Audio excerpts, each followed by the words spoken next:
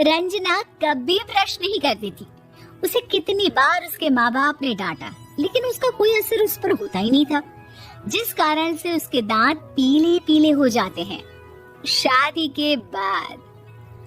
अरे बहू, वैसे तो तुझ में कोई कमी नहीं है, पर तेरे दांत इतने पीले कैसे हैं बेटा? कैसे मतलब? कोई सर्जरी थोड़ी ना कराई है। वो तो क्या नाम, मैं ब्रश नहीं करती थी तो पीले हो गए। अब क्या करूं? आप कहें तो लाल करवा लूं या फिर काले? यार ये क्या है, क्यों माँ से लड़ रही हो? लड़ रही हूँ?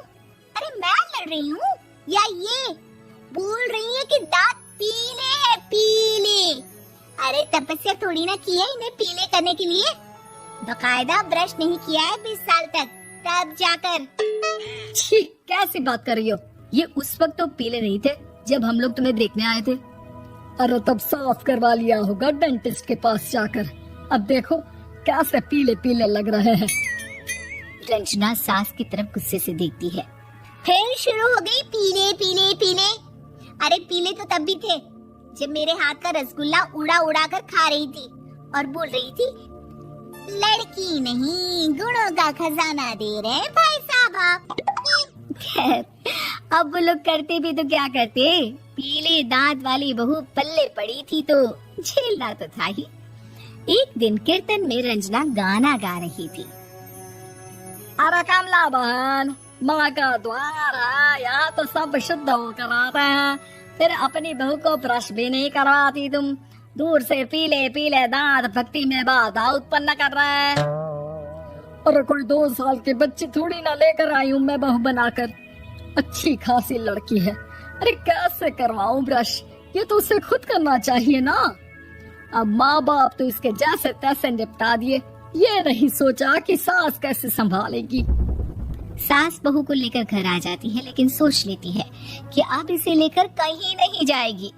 अगले रोज बहू कहती है, अरे क्या हो गया, मंदिर नहीं जाना क्या? कीर्तन का वक्त हो रहा है। मेरी मधुर वाणी से कान्हा जी जागते हैं और सोते हैं।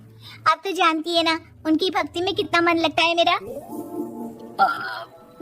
वो क्या है ना, तबीयत ठीक नहीं लग रही है मेरी, आराम करूंगी मैं। तबीयत ठीक नहीं लग रही? अभी तो मिथुन के गाने पर नाच रही थी आप, और अब बोल रही है कि तबीयत ठीक नहीं लग रही।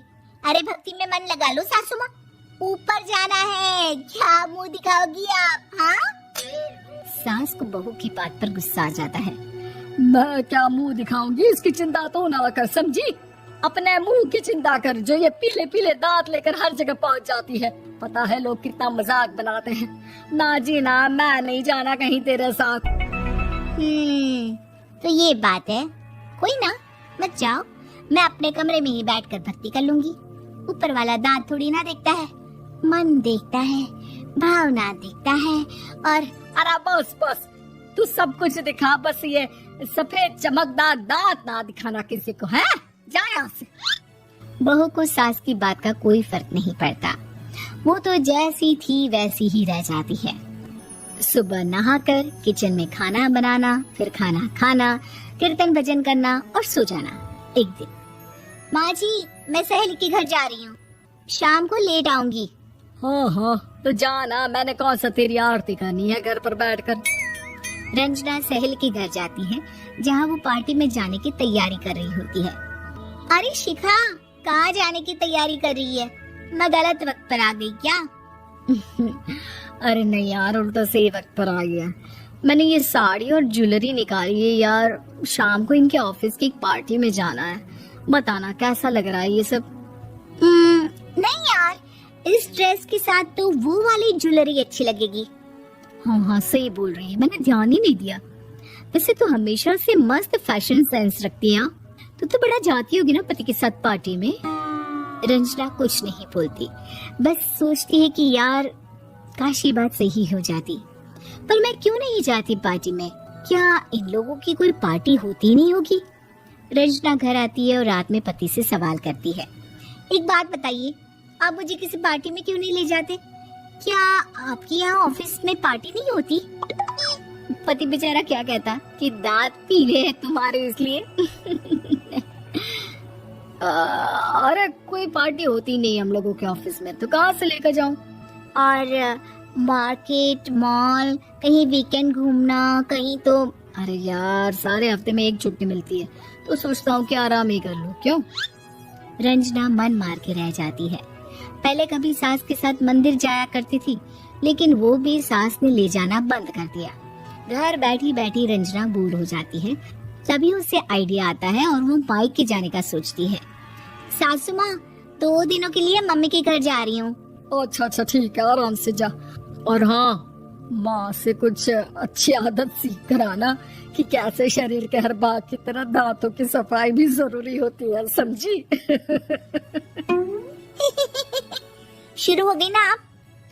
वो लोग आपकी तरह नहीं है कि छोटी छोटी बात का बतंगड़ बना दे। उन लोगों के लिए मैं मायने रखती हूँ, ना कि मेरे पीले पीले दांत। रंजना माँ को बिना बताए उन लोगों को सरप्राइज देती है, लेकिन जैसे ही वो दरवाजे पर पहुँचती है, अंदर देखती है कि घर वाले कहीं जा रहे होते हैं। अब माँ, काश रंजना दीदी के दांतों वाली प्रॉब्लम नहीं होती, तो वो भी हम लोगों के साथ चलती ना बुआ जी की बेटी की शादी में। हाँ बेटा, लेकिन अब उसे कौन समझाए कि उसको उसके पीले दांत नहीं दिखते, लेकिन उसके आसपास के लोगों को कितना एम्बैरेसिंग फील कराते हैं।